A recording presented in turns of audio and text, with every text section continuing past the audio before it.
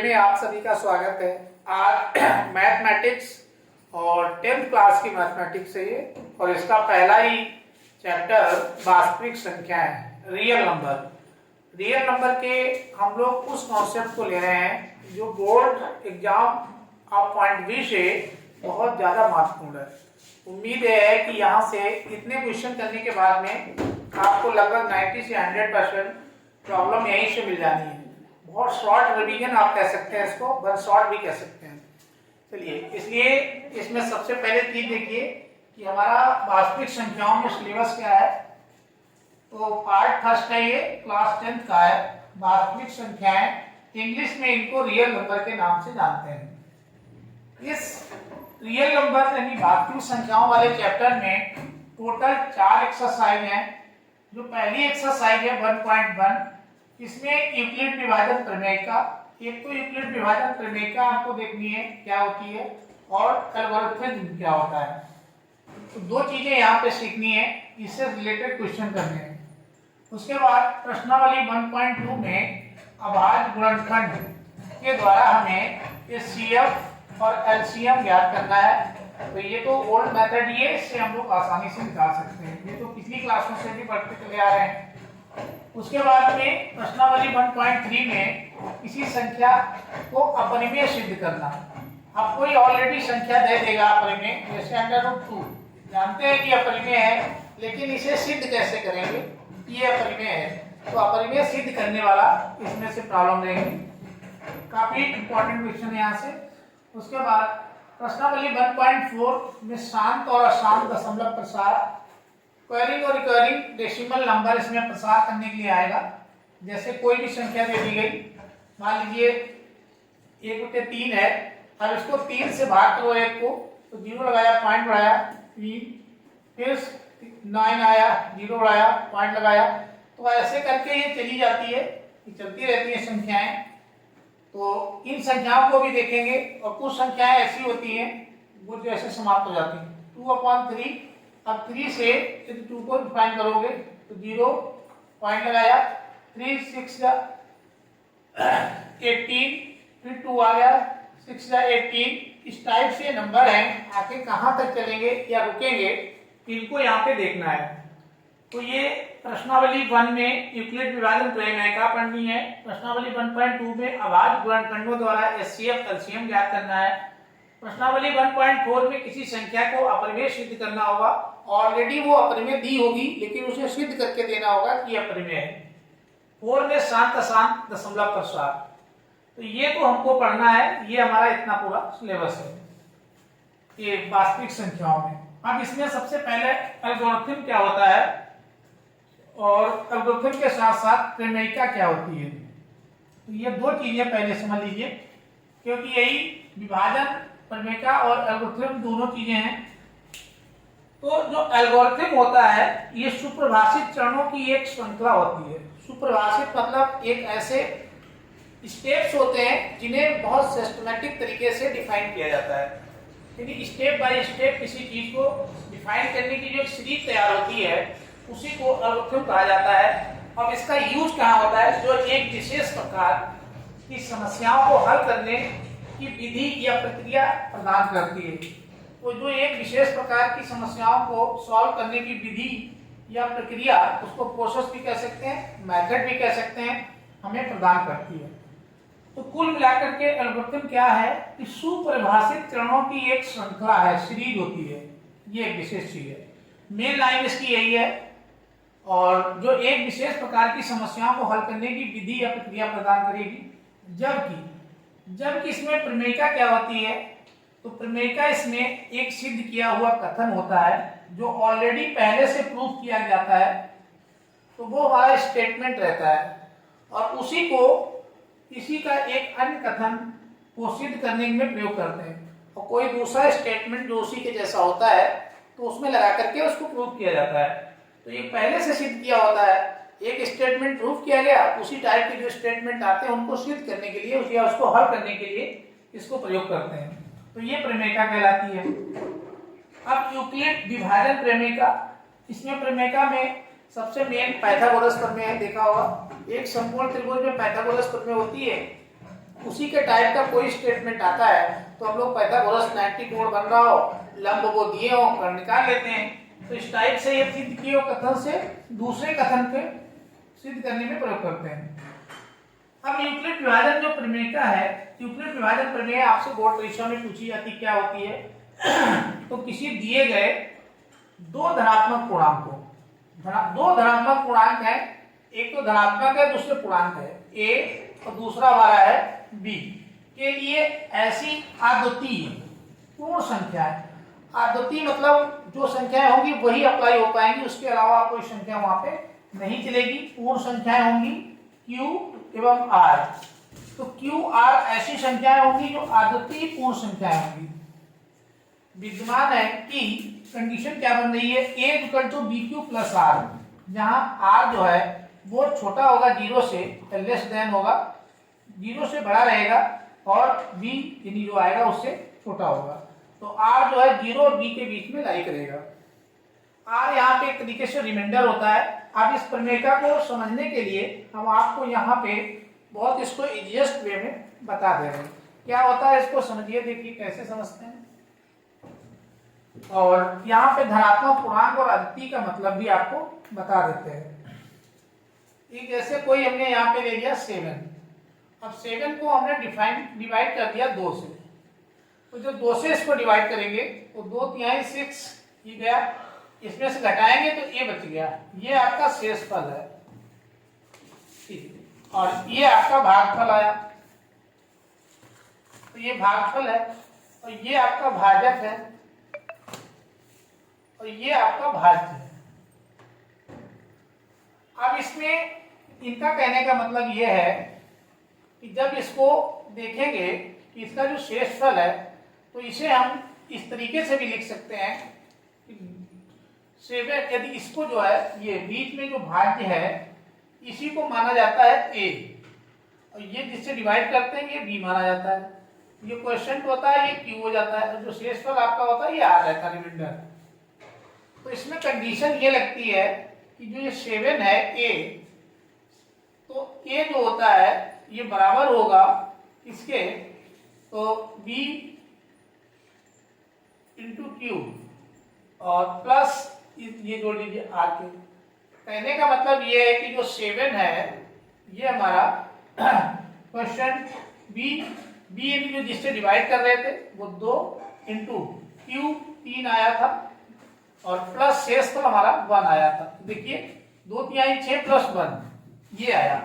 अब ये कह रहा था कि दो धनात्मक पूर्णांकों A और B दो धनात्मक पूर्णांक हैं। देखिए A और B दो धनात्मक पूर्णांक हैं। पूर्णांक मतलब जो पूर्ण अंक हो और धनात्मक मतलब प्लस की वैल्यू हो। तो दोनों पूर्णांक धनात्मक पूर्णांक है, पॉजिटिव वैल्यू हो, कभी निगेटिव से किसी को भाग नहीं करते हैं।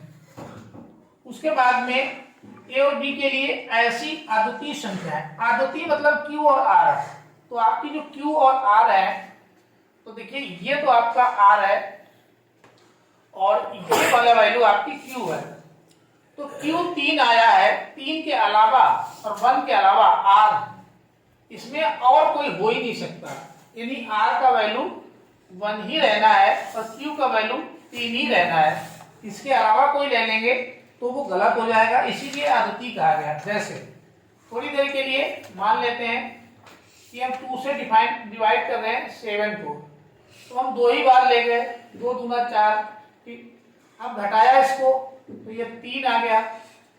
अब इसमें निश्चित रूप से ये स्टेटमेंट हमारा गलत हो जाना है, क्योंकि ये देखिए अब हमारा A था तो A बराबर B यानी कि 2 × Q 2 प्लस डिवाइड 3, तो ये तब भी 7 हो जाएगा।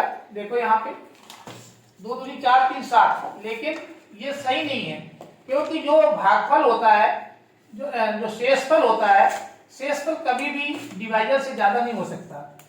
तो ये गलत कर दिया है, तब ऐसा हो पाया है, तब ये हमारे Q और R के मान बदल गए।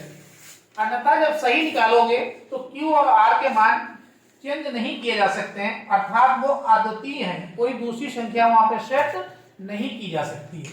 ये इनका कहने का मतलब है। चलिए अब ये उम्मीद करते हैं कि ये प्रमेय को आपने समझ लिया होगा। ये जो है यूक्लिड विभाजन प्रमेय का क्या कहती है कि कोई दो धनात्मक पूर्णांक a और b के लिए ऐसे अद्वितीय पूर्ण संख्याएं हमें लेनी होंगी जो q r विद्यमान होंगी। तो कंडीशन क्या बनेगी, a = bq + r। a हमारा जिसको डिवाइड किया जाता है यानी डिविडेंड, और b जिससे डिवाइड करते हैं यानी डिवाइजर, q क्वोशिएंट होता है जो भागफल आता है, r शेषफल रिमाइंडर रहता है। तो जो रिमाइंडर होगा वो रिमाइंडर देखिए शून्य भी आ जाता है, या तो शून्य हो जाएगा या फिर शून्य से बड़ा रहता है। ये शून्य होता है या फिर शून्य के बराबर हो सकता है या फिर शून्य के बड़ा रहेगा। और b जो है b से हमेशा छोटा होगा, जिससे डिवाइड करते हैं उससे हमेशा छोटा होगा। वहां पे वो कंडीशन होल्ड नहीं हो रही थी, क्योंकि जब हमने 2 को 7 से डिवाइड किया था तो 2 दूना ले गए थे 4, तो यहाँ पे 3 बच गया था। तो उस केस में देखिए ये कंडीशन तो कर ली जबरदस्ती से, लेकिन ये होल्ड नहीं हो रही थी। कैसे, अब यहाँ पे ये तो आ गई थी, ये हमारा ये 7 होता है, तो 7 बराबर 2 × 2 + 3, ये तो 7 हो गया। लेकिन ये r का मान जो रिमाइंडर है वो 0 के बराबर या b से छोटा होना चाहिए। तो b हमारा 2 था, तो r का मान 3 है, 3 2 से छोटा होना चाहिए, जबकि ऐसा नहीं था। तो इसलिए ये कंडीशन सेटिस्फाई करा भी दोगे तो फिर ये होल्ड नहीं होगी। अर्थात कहने का मतलब ये है कि q और r अद्वितीय संख्याएं हैं, उन्हें बदला नहीं जा सकता। अब इसमें आगे चलते हैं। अब इसमें यूक्लिड विभाजन एल्गोरिथम, देखिए क्वेश्चन दे रखा है। पहले क्वेश्चन है निम्नलिखित संख्याओं का एचसीएफ ज्ञात करने के लिए हमें एचसीएफ निकालना है। और ये सीएफ तो हम लोग बचपन से सीखते चले आए हैं, लेकिन यहाँ पे कह रहा है यूक्लिड विभाजन एल्गोरिथम के प्रयोग करिए। तो यूक्लिड विभाजन एल्गोरिथम का प्रयोग करके एचसीएफ निकालने की ये बहुत महत्वपूर्ण विधि है। अब इसमें 3 क्वेश्चन हमने लिए हैं, जिसमें से पहले हम इसको अटेंड कर रहे हैं। तो इसको नोट कर लिए, कैसे इसका सोल्यूशन करते हैं एल्गोरिथम का प्रयोग करके, वो भी यूक्लिड विभाजन का। तो क्वेश्चन हमारा 1, 3, 5 और 2, 2, 5, इसका हमें एचसीएफ ज्ञात करना है। तो हम लोग विभाजन का मतलब होता है भाग करना। विभाजन का मतलब है इसमें भाग देना, और भाग करने के लिए हमेशा छोटी संख्या से बड़ी संख्या को भाग किया जाता है। तो हमेशा हम लोग छोटी संख्या से बड़ी संख्या को भाग करते हैं। तो 135 से हम लोग यहाँ पे ये छोटी संख्या हमारी, इसमें देख लीजिए, पहले ये काम सबसे पहले चेक करना है कि 135 जो है ये छोटी है 225 से। तो अब छोटी वाली जो संख्या होती है उससे भाग करना है। अर्थात क्या करेंगे कि 135 से हमें भाग करना है बड़ी वाली 225 को। तो 225 को भाग करेंगे, 2 बार तो जाएगा नहीं क्योंकि 270 हो जाएगा, एक बार ले जाएंगे 135 आया, घटा लेंगे इसमें से 5 में से 5 गया 0, 2 में से 3 जाएगा नहीं, तो आप 22 में से घटा सकते हैं। तो 22 में से 13, 7 2 9, 90 आ जाएगा। जो ये शेषफल आता है, इसी शेषफल को फिर हम लोग इसी शेषफल से डिवाइड करते हैं, अगला जिससे डिवाइड कर रहे होते हैं वो। तो कहने का मतलब 135 यहाँ पे आ जाएगा। ये देखो, ये इसका तरीका है ये करने का। अब 90 से 135 में भाग ले जाएंगे तो 2 बार जाएगा नहीं, ये भी एक ही बार जाएगा, तो 90 हो जाएगा। यहाँ पे घटाएंगे इसको, 5 में से 0 गया 5, 13 में से 9 गया तो 9 4 13। फिर वही तरीका है कि इसको फिर से जो हमारा शेषफल बचा है इसी से भाग करा जाता है आगे जो जिससे कर रहे होते हैं।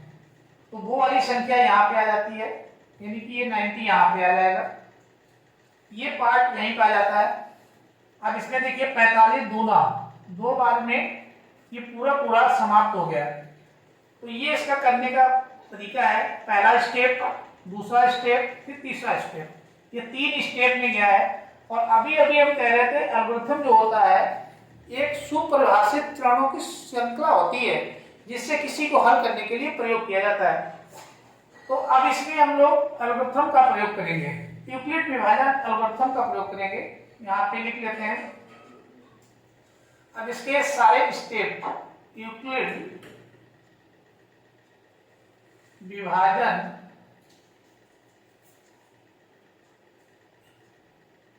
एल्गोरिथम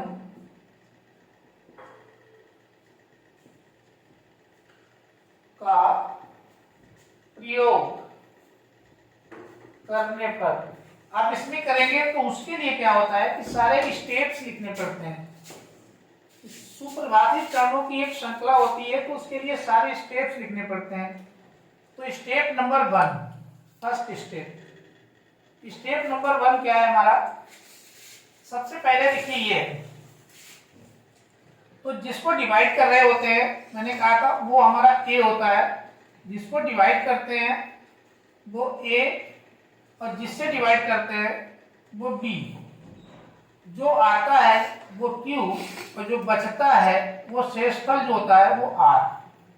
तो ये थ्योरम कहती है A equal to B Q plus R. इसी में हमको लिखना रहता है क्योंकि यही यूक्लिड की प्रमेय है।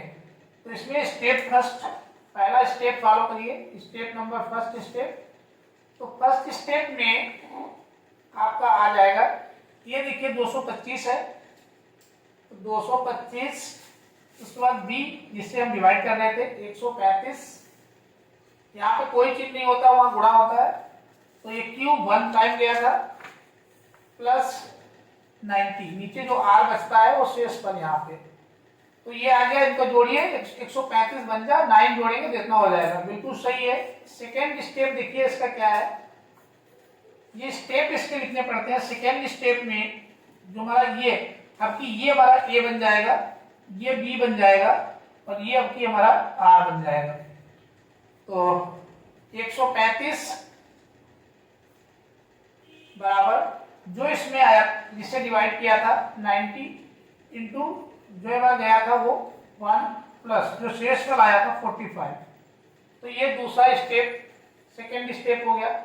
थर्ड स्टेप देखिए क्या कहता है, थर्ड स्टेप में ये हमारा 90 ये बन जाएगा, ये जिससे डिवाइड कर रहे थे वो बी 45 इंटू जो भागफल आता है वो यहाँ पे, जो शेषफल आपकी शून्य हो गया।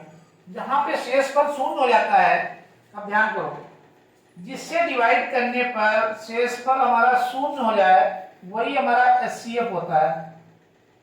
तो जिस संख्या से डिवाइड करने पर शेषफल शून्य हो जाए वही एचसीएफ होता है। तो यहाँ पे हमारा शून्य आ गया, तो इससे अतः यहाँ पे लिख देंगे, अतः एचसीएफ बराबर 45।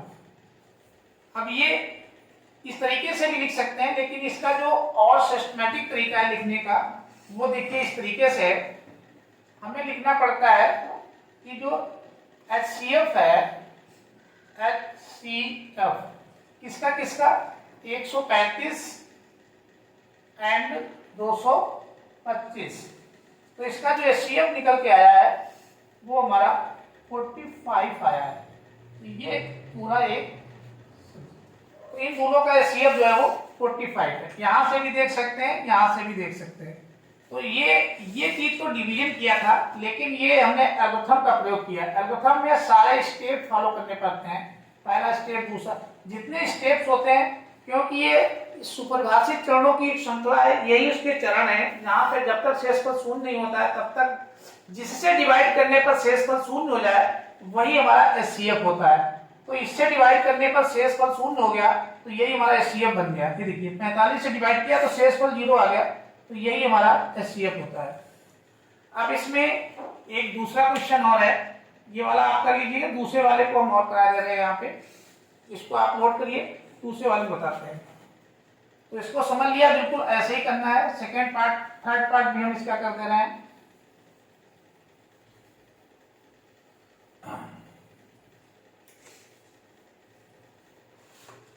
थर्ड पार्ट में भी वही करना है।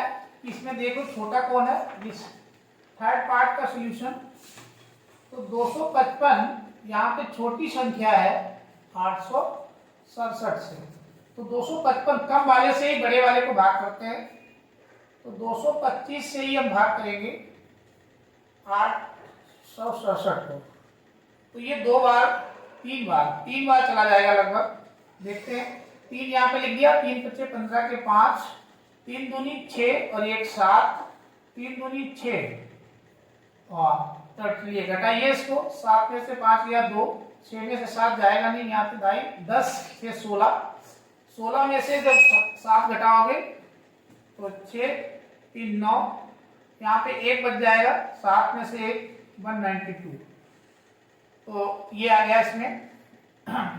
अब इसको फिर से इसी से डिवाइड कर दीजिए जो अगली संख्या हो, अगली संख्या का ये वाला पार्ट, इसी को इससे डिवाइड करना रहता है।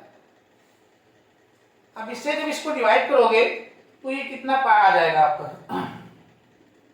3 बार में 1 मिनट, ये सही निकाला था, 3 पच्चे 15 का 5, 3 दूनी 6 और 1 7, 3 दूनी 6, तो ये इतना ही जाएगा।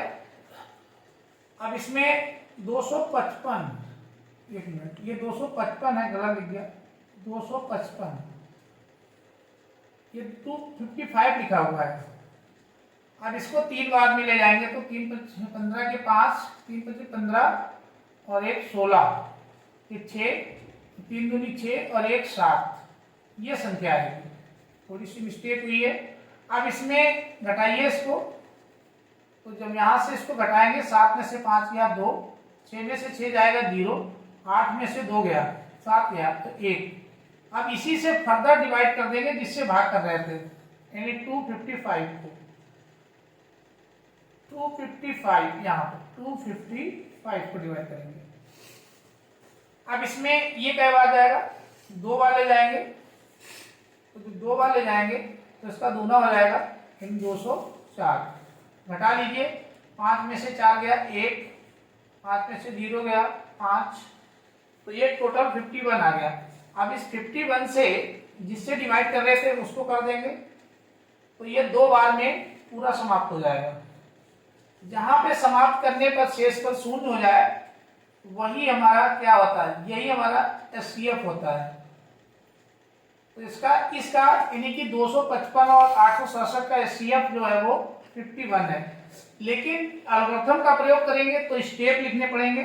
अब स्टेप कैसे लिखेंगे, पहला स्टेप देखिए, जो जिसको डिवाइड कर रहे थे वो पहले लिखा जाता है 800, क्योंकि जो यूक्लिड विभाजन एल्गोरिथम है उसका प्रयोग करते हैं, वो होता है A = BQ + R, इसके आधार पर लिखा जाता है। अब इसमें जो पहला स्टेप है हमारा 867, जिसको हम डिवाइड करते हैं, जिससे डिवाइड करते हैं वो यहाँ पे B होता है, और जो भागफल जाता है वो Q होता है क्वेश्चन, और जो शेषफल बचा था वो हमारा R होता है। तो इनकी गुणा करेंगे, ये जोड़ेंगे, यही आ जाएगा। तो ये पहला सुपरिभाषित हो गया। सेकेंड स्टेप देखें इसका, सेकेंड स्टेप ये वाला होता है, ये लिखा जाएगा 255, जो जिससे कर रहे थे वो यहाँ पे, जो भागफल था वो यहाँ, जो शेषफल इसमें बचा था दूसरे वाले में वो यहाँ पे 51। अब उसके बाद तीसरा स्टेप में हमारा काम हो गया था। तीसरे स्टेप में ये जो यहाँ पे 102, जो जिससे डिवाइड कर रहे थे वो यहाँ पे, जो भागफल आया वो ये, प्लस जो शेषफल था वो 0। तो जहाँ पे शेषफल 0 हो जाए तो वहीं पे लिख देते हैं, अतः 867 और 255 का जो एचसीएफ है, यहाँ पे लिखेंगे एचसीएफ अतः लगा के, अतः एचसीएफ 867 से 255 का बराबर किसके करने पे आया 0, ये 51, यहाँ से भी देख सकते हैं, तो 51, तो यही हमारा आंसर हो जाता है। तो ये इसका लिखने का तरीका है। ये 3 स्टेप में पूरा हुआ है, पहला स्टेप, दूसरा स्टेप, तीसरा स्टेप। ये एल्गोरिथम के प्रयोग में ये वाला चाहे लिखो ना लिखो, लेकिन ये लिखना आपके लिए कंपलसरी होता है। अब चलते हैं नेक्स्ट क्वेश्चन की ओर। अब इसमें ये देखिए एग्जाम्पल्स हमने ले रखा है, उदाहरण लिया हुआ है कि दर्शाइए कि एक धनात्मक होना चाहिए विषम पूर्णांक 4q + 1 या 4q + 3 के रूप का होता है, जहां q एक पूर्णांक है। पूर्णांक समझते हैं, जो कंप्लीट अंक होता है उसे पूर्णांक कहते हैं। 0 पूर्णांक भी होता है। लेकिन ये विषम पूर्णांक है, ये हमें सिद्ध करना है। तो यहाँ पे हम लिखेंगे सॉल्यूशन। सॉल्यूशन में एक चीज हमें लिखनी पड़ती है कि जहाँ यहाँ पे यूक्लिड विभाजन प्रमेयिका का प्रयोग करने पर, यूक्लिड विभाजन प्रमेयिका का प्रयोग से, और उसमें क्या रहता है कि ए और बी ऐसी धनात्मक पूर्णांक संख्याएं हैं जिनके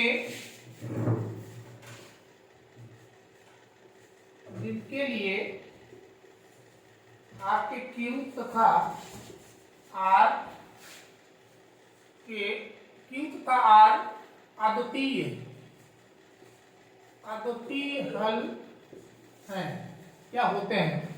तो ये उसकी प्रमेयिका को हम लिख देंगे यहाँ पे दो धनात्मक पूर्णांकों के लिए। तो विभाजित करता है दो धनात्मक पूर्णांक, ये दो धनात्मक पूर्णांक हैं। अब इसको कहने का मतलब ये है कि जो ये पद दिया गया है इसको हमें यूक्लिड विभाजन से तुलना करना है। तो सबसे पहले इसमें तुलना करेंगे। तुलना करने पर तुलना क्या करेंगे, जो A = BQ प्लस R में यूक्लिड की प्रमेय होती है, जिसमें R का मान बताया जाता है कि छोटा या बराबर हो सकता है शून्य के, लेकिन छोटा रहेगा जिससे डिवाइड कर रहे हैं उससे। तो इसी से इसको कंपेयर करा लेते हैं। तो A = ये देखो इसको 4Q + 1, इससे तुलना करा लेंगे, इसको समीकरण 1 मानते हैं। तो यही बन जाती है हमारी समीकरण 1। इसमें से तुलना जब करेंगे तो देखिए B का मान क्या मिलता है, ऐसे यहाँ पे B का मान तुलना करने से छांट लेते हैं। तो इसमें जब हम कंपेयर करेंगे तो ये देखो B का मान निकाल आया। तो सबसे पहले B का मान निकालेंगे, तो B बराबर आ गया हमारा 4। और जैसे ही B का मान 4 आ गया तो R के मान आपके निकल जाएंगे, क्योंकि जो R के मान होते हैं वो B से छोटे रहते हैं लेकिन 0 के बराबर होते हैं या उससे बड़े होते हैं। तो B बराबर 4 होने पर हमारे R के जो मान है वो देखो 0 भी हो सकता है क्योंकि बराबर भी लगा हुआ है, 1 भी हो सकता है, 2 भी हो सकता है, 3 भी हो सकता है, लेकिन 4 नहीं हो सकता है क्योंकि B से छोटा रहेगा। तो R का मान जो होता है B से छोटा अर्थात 3 तक, 0, 1, 2, 3 ये हो सकते हैं। तो ये कंडीशन पे हम इसको सॉल्व करते हैं। तो ये R के मान आ गए। अब इन्हीं R के मानों को हम रख करके इसको सेटिस्फाई कराते हैं। अब ये हमारी समीकरण 1 है, ये जो हमने मान रखी है ये समीकरण 1 है। अब इसमें लिखेंगे समीकरण 1 में, अब एक एक स्टेप को हल करना पड़ेगा। तो R बराबर 1, R बराबर पहले 0 है।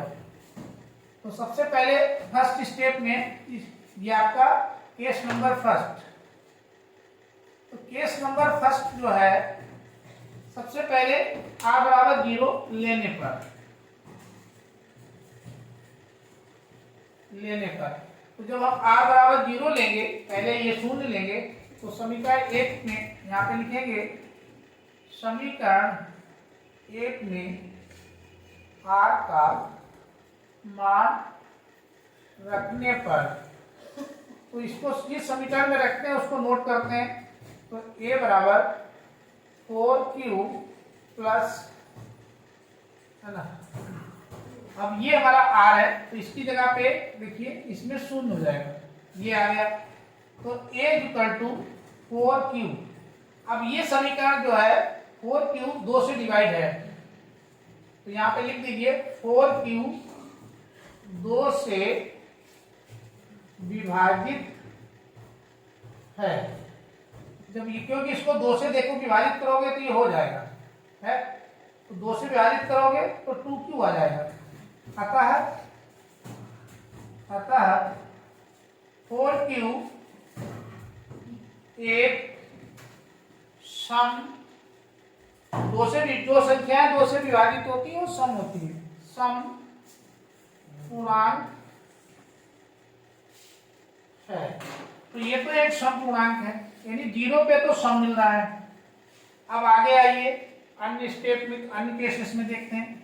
ये केस नंबर हमारा 1 बनेगा, ये केस नंबर 2, ये केस नंबर 3 और ये केस नंबर बनेगा 4। तो चारों केसों पे चेक करना है। अब यहाँ पे लिखेंगे केस नंबर 2। तो केस नंबर 2 में r बराबर आपकी लेंगे 1, r बराबर 1 लेने पर, तो जब r बराबर 1 लेंगे इसमें समीकरण 1 का प्रयोग करेंगे। समीकरण 1 से एक हमारा क्या है, a equal to 4q plus 1, 4q plus, अब की r की जगह पे 1 ले लेंगे। अब इसको 2 से, ये डिवाइड है लेकिन ये डिवाइड नहीं है, इसको आप 2 से डिवाइड नहीं कर सकते, तो लिखेंगे यह 2 से पूर्णता विभाजित नहीं है, अतः 4q प्लस 1 एक विषम पूर्णांक है, क्योंकि ये डिवाइड हो जाएगा लेकिन ये कहाँ होगा, ये तो पूरा देखा जाता है ना, तो से ये तो डिवाइड होगा, ये डिवाइड नहीं होगा, तो ये विषम पूर्णांक है। एक तो ये प्रूफ हो गया। अब उसके बाद केस नंबर 3 लेंगे, और 3 में r का मान क्या है, 2 लेने पर, r बराबर 2 लेने पर, तो इसको लेंगे, यहाँ पे चेक करेंगे। तो जब समीकरण नोट करते हैं, a equal to 4q plus 1, अब यहाँ पे हम देख रहे हैं कि r की जगह पे 2 रखना है, तो यहाँ पे 2 ले लीजिए, तो a इक्वल टू 2 इसमें कॉमन है, तो 2q प्लस 1। अब ये पूरी समीकरण 2 से डिवाइड है, देखो 2 से डिवाइड करेंगे हो जाएगी, तो लिखेंगे अतः 4q प्लस 2 एक सम पूर्णांक है, तो ये भी एक सम पूर्णांक है। तीसरे केस में हो गया। चौथा केस हमारा क्या है कि r बराबर 3 लेने पर, तो केस नंबर 4 जो है r बराबर 3 लेने पर, तो जब इसमें 3 लेंगे तो उसमें क्या निकलेगा, a equal to 4q plus 3। अब इसमें ये तो 2 से डिवाइड हो जाएगा, ये 2 से डिवाइड नहीं होगा, कॉमन भी कुछ नहीं है, तो लिख देंगे यहाँ पे अतः 4q प्लस 3 एक विषम पूर्णांक है। तो एक r इक्वल टू 3 पर विषम पूर्णांक निकला है, r इक्वल टू 3 पर विषम पूर्णांक हुआ है, और r इक्वल टू 1 पे विषम पूर्णांक हुआ है। बाकी 2 पे भी सम हो गया और 0 पे भी सम हो गया। तो अतः क्या दर्शाइए कि धनात्मक विषम पूर्णांक 4q प्लस 1 4q प्लस 3 के रूप का होता है, जहाँ की यह पूर्णांक है। तो धनात्मक विषम पूर्णांक निश्चित रूप से धनात्मक जो विषम पूर्णांक है वो केवल इन 2 ही केस में आए हैं, एक r इक्वल टू 1 में आए हैं और एक r इक्वल टू 3 में आए हैं। तो यह था, लिख दीजिए इति सिद्धम, तो ये हमारा सिद्ध हो जाता है। चलिए अब इसमें इसके बाद में नेक्स्ट क्वेश्चन को चलते हैं। अब ये उसी के जैसा फिर से देखिए क्वेश्चन है, यूक्लिड विभाजन प्रमेयिका का प्रयोग करके दर्शाइए कि किसी धनात्मक पूर्णांक का m के लिए 3m या 3m प्लस 1 के रूप का होता है। तो यहाँ पे भी बिल्कुल सेम वैसे लगाना है, लेकिन यहाँ पे किसी धनात्मक पूर्णांक का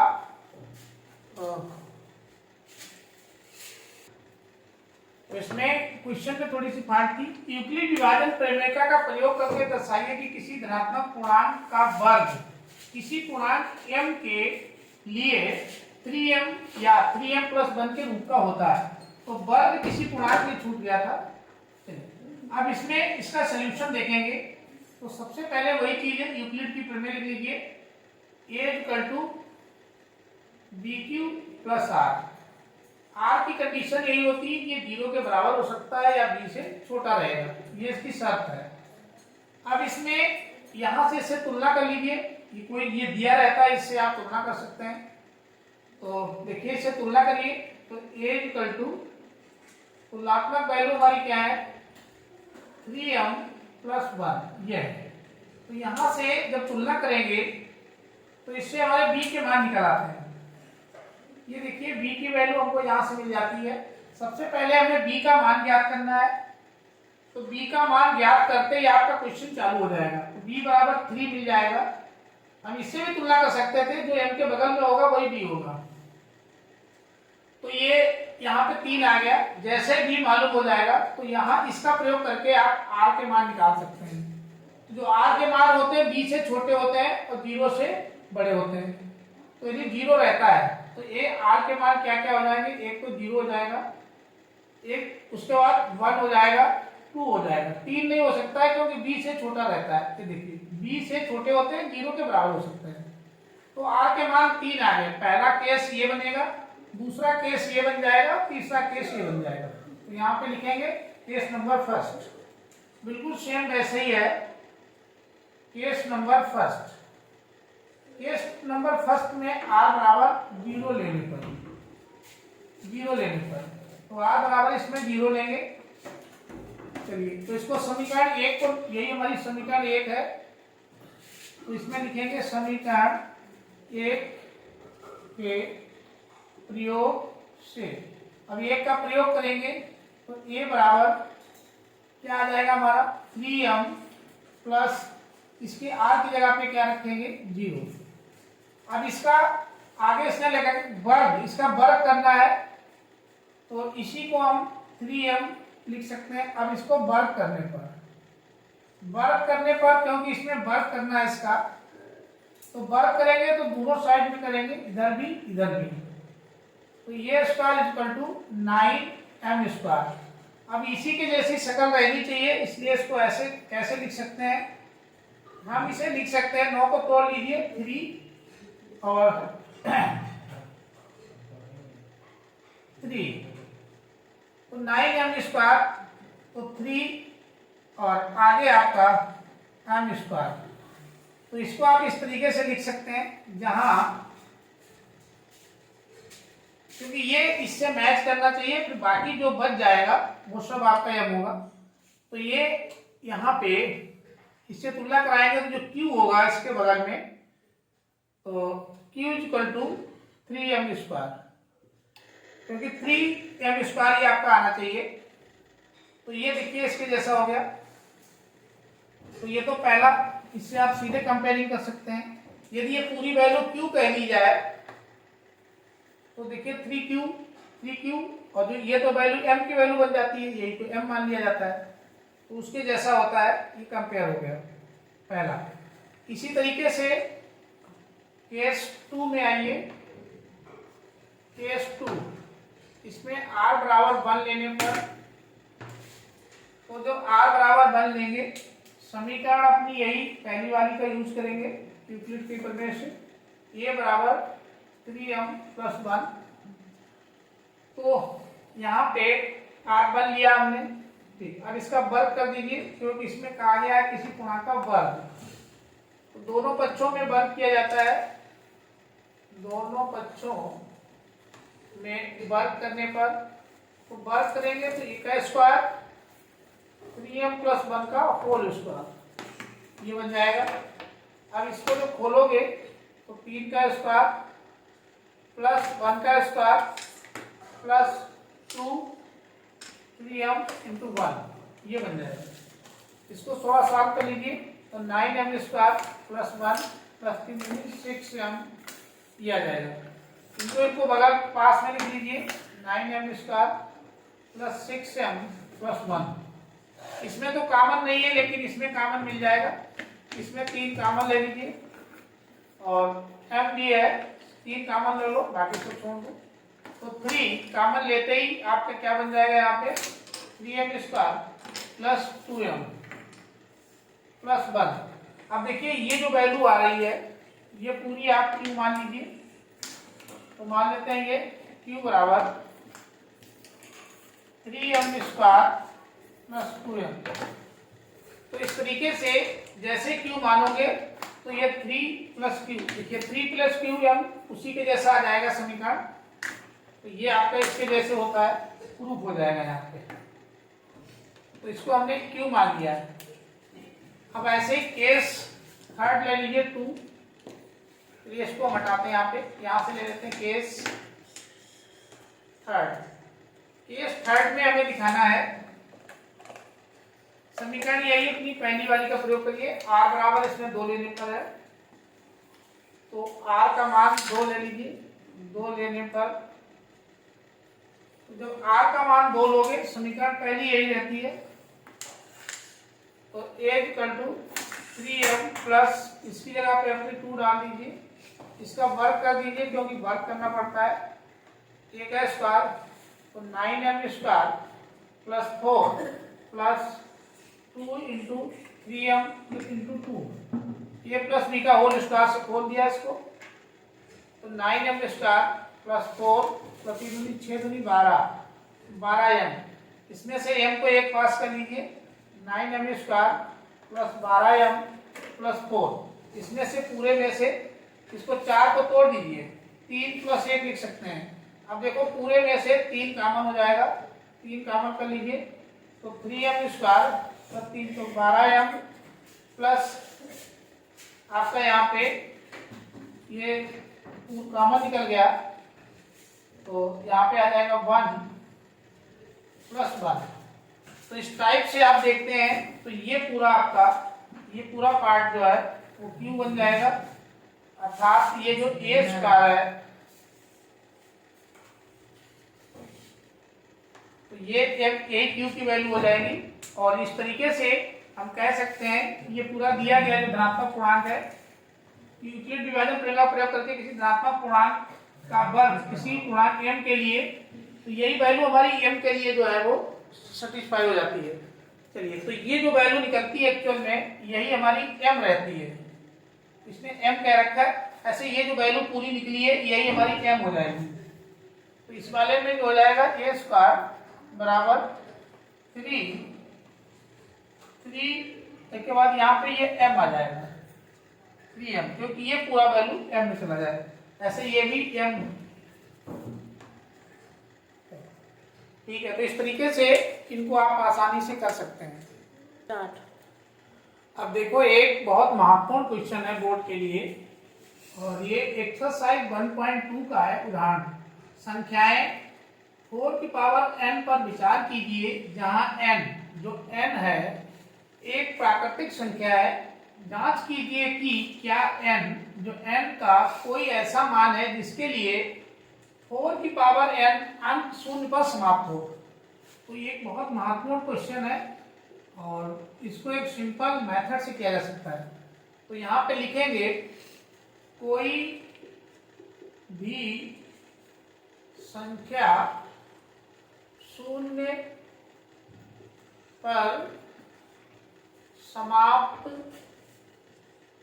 होने के लिए उसके अभाज्य मतलब प्राइम, अभाज्य गुणनखंड का मतलब होता है फैक्टर में 2 तथा 5 का होना आवश्यक, 2 तथा 5 दोनों का होना आवश्यक है। तो जिस संख्या में के अभाज्य गुणनखंड प्राइम फैक्टर 2 और 5 होंगे वही संख्या शून्य पे समाप्त होगी। अब इसको चेक करते हैं जरा सा, चलिए चेक करते हैं। 4 की पावर n, तो 4 की पावर n इसको हम 2 गुणे 2 तोड़ सकते हैं, इसकी पावर n अलग करेंगे तो ये n इसके ऊपर भी आ जाएगा और 2 गुणनखंड इसके ऊपर भी आ जाएगा। तो इसमें केवल गुणनखंड 2 ही है, प्राइम 5 नहीं है, तो ये केवल 2 गुणनखंड मिल रहा है, 5 अनुपस्थित है। अतः दी गई संख्या में केवल अभाज्य गुणनखंड दो ही है, 5 नहीं है। नहीं, 5 इसमें कहीं है ही नहीं। अतः यह संख्या मतलब 4 पावर n, यह अतः 4 पावर n कभी भी 4 पावर n जो है n 4 पावर n किसी भी n के मान के लिए कभी भी शून्य पर समाप्त नहीं होगी। देखिए कारण, देखिए हम यहाँ पे आपको बता रहे हैं, जैसे कोई 10 है, अब 10 के गुणनखंड करो, इसमें 0 आता है, तो इसको जो तोड़ेंगे तो 2 और 5, इसमें गुणनखंड 2 और 5 रहेंगे। अब मान लो 10 नहीं, 0 वाली कोई भी संख्या ले लो, 20 है, 2 से तोड़िए तो 2 दशामलव 20, फिर 2 से तोड़िए 2 पंचे, इसमें भी देखिए 2 और 5 जरूर है। ऐसे 30 ले लीजिए, जितनी 0 वाली है तो 2 से तोड़े 15 आ गया, 2 से टूटेगा नहीं, 3 पंचे 15, 5, इसमें भी देखो 2 और 5, तो 0 होने के लिए, शून्य बनने के लिए 2 और 5 गुणनखंडों का होना जरूरी है। तो इसमें 2 और 5 होने चाहिए, तो इसमें 2 तो है लेकिन 5 नहीं है, ये वाला 5 है नहीं, ये गुणनखंड पाया नहीं जा रहा है, अर्थात यह संख्या कभी शून्य पे समाप्त, n की कोई भी वैल्यू लगाइए शून्य नहीं आएगा। देखिए मान लेते हैं n की वैल्यू हमने 1 ले ली, 1 तो 4 आ गया, 4 का 4, उसके बाद 2 वैल्यू ले ली तो 16 आ गया, इसमें 0 कहाँ है, 3 वैल्यू ले ली तो 16 से कुछ 64 आ गया, 5 वैल्यू ले लेंगे, कभी भी शून्य पे समाप्त नहीं होगी। तो n की वैल्यू ले लें, कभी भी शून्य पे समाप्त नहीं होगी। तो याद रखेंगे, शून्य पे वही संख्या समाप्त होती हैं जिनमें गुणनखंड 2 और 5 दोनों का होना आवश्यक है। तो जिसमें गुणनखंड 2 और 5 दोनों आएंगे वही शून्य पे समाप्त होगी। चलिए अब देखिए, ये क्वेश्चन तो आप बचपन से पढ़ते चले आते हैं। ये हमने उदाहरण नंबर 8 लिया है, एक्सरसाइज 1.2 का, संख्या 6, 72 और 120 का अभाज्य गुणनखंड विधि द्वारा एलसीएम और एचसीएफ ज्ञात करो। तो अभाज्य गुणनखंड विधि द्वारा हमें एलसीएम और एचसीएफ ज्ञात करने हैं। तो बहुत आसान है, इसमें कोई दिक्कत नहीं है, ये चीजें आप पहले से पढ़ चुके हैं। तो 6 के अभाज्य गुणनखंड निकाल लो, 72 के अभाज्य गुणनखंड निकाल लो, 120 के अभाज्य गुणनखंड निकाल लो। चलिए देखिए, तो इनके अभाज्य गुणनखंड निकालते हैं। 6 के 2 से तोड़ा, 2 तिहाई 6, 3 तोड़ा 1 हो गया, 2 से तोड़िए 36 दूना 72, फिर 2 से तोड़ दीजिए 18 दूनी 36, फिर 2 से तोड़ दीजिए 2 नेम 18, फिर 3 से टूटेगा 3 तिहाई 9, फिर 3 से टूटेगा 3 एकम 3। ऐसे 120 को तोड़ लीजिए, तो 120 वाले में भी वैसे निकल आएगा। तो इसमें 2 से तोड़िए, 2 6 12, फिर 2 से तोड़ दीजिए तो 2 तीसरा, फिर 2 से तोड़िए 15, फिर 2 से नहीं जाएगा, 3 से 30 तोड़ेंगे, 3 5 15, 5 तोड़ देंगे। अब इनके अभाज्य गुणनखंड लिख दिए। तो अभाज्य गुणनखंड को एक तरीके से लिख लीजिए सिस्टमैटिक ढंग से। यहाँ पे लिखेंगे 6 के अभाज्य गुणनखंड। तो 6 के अभाज्य गुणनखंड लिखेंगे सबसे पहले, फिर लिखेंगे 72 के अभाज्य गुणनखंड, ऐसे सबके बिल लिख लेंगे। फिर 120 के अभाज्य गुणनखंड, ये फिर इस तरीके से लिखने के बाद अब 6 के जो अभाज्य गुणनखंड है उनको लिखिए। 6 के सामने वाले में 2 और 3 है, तो 2 गुणे 3। 72 के जो अभाज्य गुणनखंड है वो 2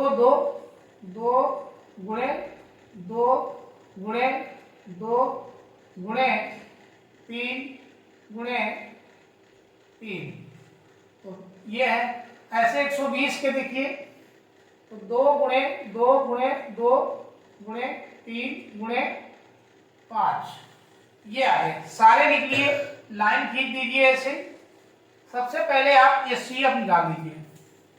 तो यहाँ पे HCF किसका किसका, 6, 72 और 120 का बराबर सामने बराबर लगाइए। देखिए, ऊपर से जो सब में कॉमन हो, जो सब में कॉमन होगा वही होगा, ये सभी में आना चाहिए। तो जो सब में आते हैं वही अभाज्य गुणनखंड होते हैं। ये HCF वही होता है। तो यहाँ पे देखें, ये देखो, ये पूरे तीनों में कॉमन है। जो तीनों में कॉमन मैच करेगा वही होता है। तो एक तो ये 2 और दूसरे ये 3, गुणा करा लीजिए, 3 दूनी 6। अर्थात इसका मतलब ये निकला कि जो हमारा HCF है इनका वो 6 होगा। HCF तो आपको इस तरीके से निकल जाएगा। अब इसमें बचा है खाली LCM। तो ये 3 था, यहाँ पे 3 दूनी 6, क्योंकि ये 3 मिल रहा है पूरे में, 2 मिल रहा है, 2 तिहाई 6, तो 6 इसका LCM हो गया। अब इसके बाद में इसका LCM, अभी तो ये तो HCF निकला है। LCM के लिए क्या करते हैं, LCM के लिए सबसे हाईएस्ट जो फैक्टर होते हैं इन्हीं को, चाहो तो अब आगे हम थोड़ा सा लिख दें।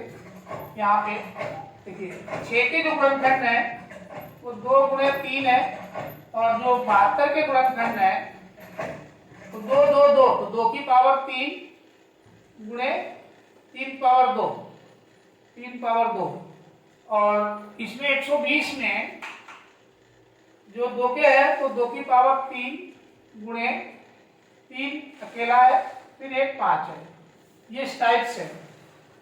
इसमें सबसे बड़ी वाली जो है, सबसे बड़ी वाली जो पावर होती है LCM।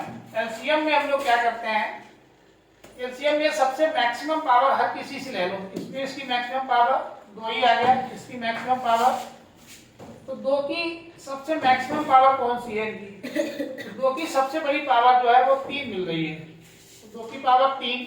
अब 3 की सबसे बड़ी पावर कहाँ मिल रही है, ये, तो 3 की सबसे बड़ी पावर ये मिल रही है। अब उसके बाद 5 की अकेले ही है, इनको खोल दीजिए, 2 तिहाई, 2 दूनी 4 दूनी 8, 8 3 9 गुणे 5, तो ये कितना हो जाएगा, 8 पंचे 40, 40 गुणे 9, 9 चौक 36, 360। अतः इनका हम लिख देंगे, इसमें सबसे बड़ी पावर ली जाती है, जिसकी घात सबसे ज्यादा हो वो लिया जाता है। अतः LCM किसका किसका, 6, 72 और 120 का, वो निकला है 360। इसमें देखिए, जो HCF है, HCF में तो वही आएगा जो सब में कॉमन होगा। तीनों में कॉमन है, उनकी गुणा करा लिया, हो गया। लेकिन जो LCM में आता है, LCM में उनकी सबसे बड़ी पावर को लेते हैं। जैसे इसमें 2 थे तो 2 की सबसे बड़ी पावर 3 तक गई थी, वो उठाया जाएगा। 3 की सबसे बड़ी पावर, इसमें 3 की सबसे बड़ी पावर ये गई थी, और 5 की तो एक ही है, तो 2 3 5, इसके अलावा इसमें और कोई है नहीं, तो बस बड़ी पावर को ले लिया जाता है LCM में। तो LCM में सबसे बड़ी घात के सभी अभाज्य गुणनखंड लिए जाते हैं। तो इसमें सभी लिए जाते हैं, इसमें कॉमन वाले लिए जाते हैं। तो इस तरीके से एक्सरसाइज 1.1 और 1.2 आपकी यहाँ पे जो उसका मेन पार्ट था वो सारा करा दिया। केवल 1.3 और 1.4 बचा है, वो आपको लिस्ट में बता देंगे, और ये वास्तविक संख्याओं का चैप्टर पूरा कंप्लीट हो जाएगा। Thank you for watching.